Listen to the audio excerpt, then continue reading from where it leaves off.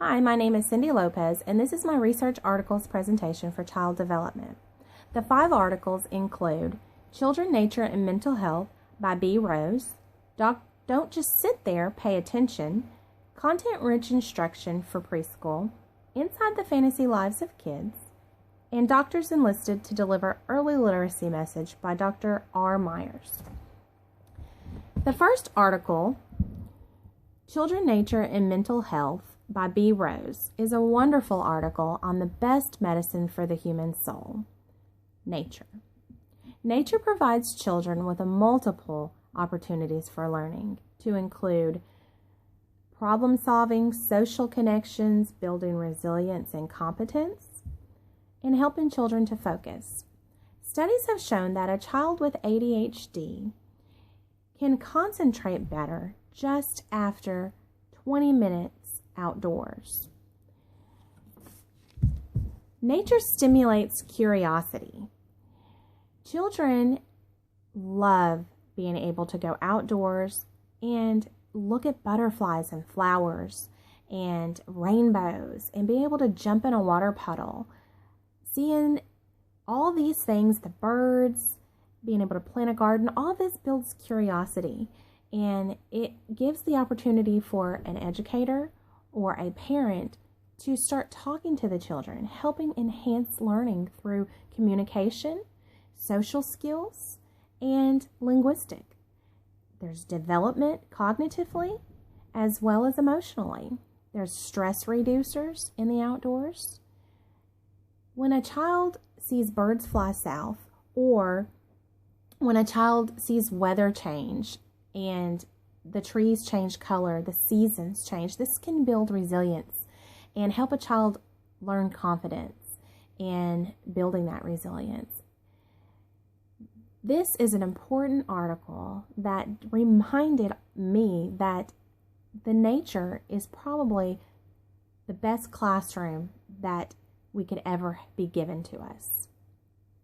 The second article, Don't Just Sit There, Pay Attention, is an article that says the key to learning is movement. The key to getting a child to pay attention is involving them in hands-on interactive learning. This can be a great balance of structure and play. There's classrooms where teachers can provide instruction, where they're sitting at a table doing worksheets, or they're sitting at the circle time, but those educators know that it is important for every 10 minutes, if they are just sitting, to get up and get them moving. Some will get them doing jumping jacks, some will get them just doing a relay race with information where they think they're playing a game, but they're actually learning. This is important. This is necessary for learning. This article stated that it is very educational for children to get outdoors, to be able to run, jump, skip, hop, wrestle, that the body is actively designed that way. It needs to be active.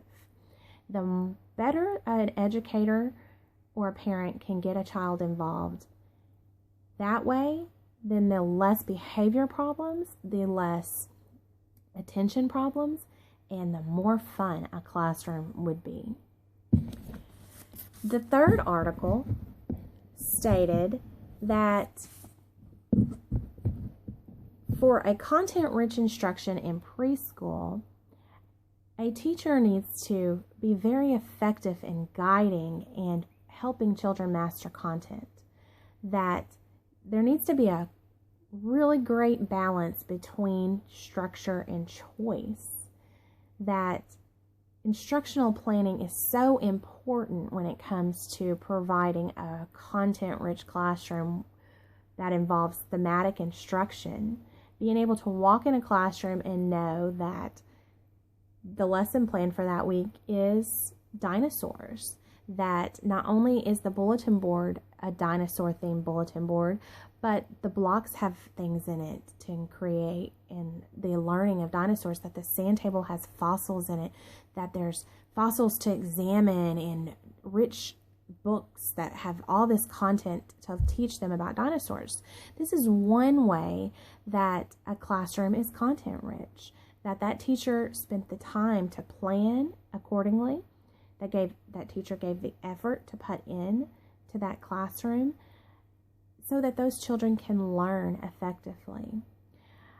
A content-rich preschool can help bridge the gap, this article says, of all the preschools around the world. It can actually help balance and support children's learning. Kids are able to explore, they're able to manipulate, and use their ideas in centers of their own choosing. The teacher interaction enhances the learning as she or he goes around and works with them in those centers. That during circle time, the teacher can give instruction, but also allow time for feedback. That asking open-ended questions after reading stories can help them develop language and cognitive skills. Children are actively involved in their learning. And it's a lot of play that creates social skills and creativity. This article was a great reminder that those that want to be educators, those that got into the field of teaching, just needs to take that time to provide the correct instructions, like thematic, the interaction, all the resources to help a child learn.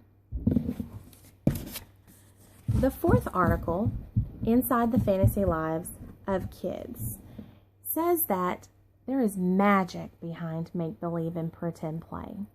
That pretending to be someone else is an important milestone for role-playing. That imaginary friends actually creates imagination and social skills. It's not something for parents to be afraid of, that their kid has imaginary friends.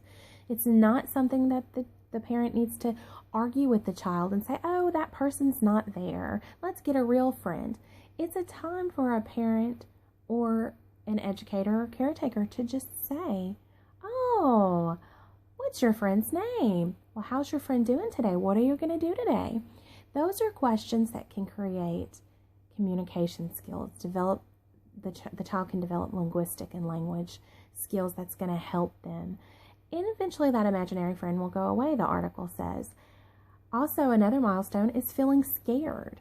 That it is an important part of a child's life to go through thinking there's monsters under the bed or in the closet, because this will help them master their fears. And as an adult, that child needs you to help them master those fears. It's an important part of learning confidence and resilience for life. Believing in mythical beings is also something that can help represent values of love and togetherness, like Santa Claus and Christmas time. It helps that child to become a person knowing that there is something out there greater or bigger than them. The last article, Doctors Enlisted to Deliver Early Literacy Message, is an article that gives us information that the American Academy of Pediatrics is now advising doctors to give information to parents at the child's 2-month checkup, that there is an importance for early literacy in reading and singing and talking to your child, that you can help your child develop brain development to set them up for future greater academic skills, so that their reading levels are higher, so that they are not dropping out of school, because studies have shown that the children that aren't read to, sung to, or talked to, they have lower reading levels and they do drop out of school. The campaign Too Small to Fail is the one that is really working with these doctors right now, trying to get this message across that all doctors across the world needs to be giving this information, because literacy is very important for brain development. The more educated a parent is, then the more they're going to actually try to work with their children. These 5 articles have been very informative. They are a great resource to teaching us what we need to do as educators and as parents. Thank you very much for your time, And I am hoping that this is a great resource.